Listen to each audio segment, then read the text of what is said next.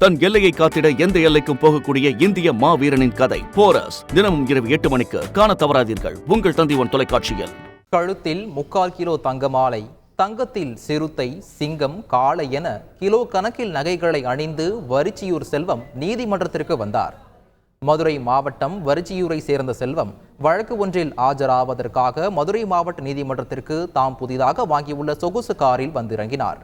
தாம் எப்போதும் அணிந்திருக்கும் நகைகளை மாற்றிவிட்டு புதிதாக 3/4 கிலோ எடையில் முறுக்கு சங்கிலி, கை விரல்களில் சிறுத்தை மோதிரம், காளை உருவத்துடன் சங்கிலி என சுமார் 1 கிலோ நகைகளை அணிந்து அவர் வந்திருந்தார். அவரை வழக்கறிஞர்களும் பொதுமக்களும் வியப்புடன் பார்த்தனர்.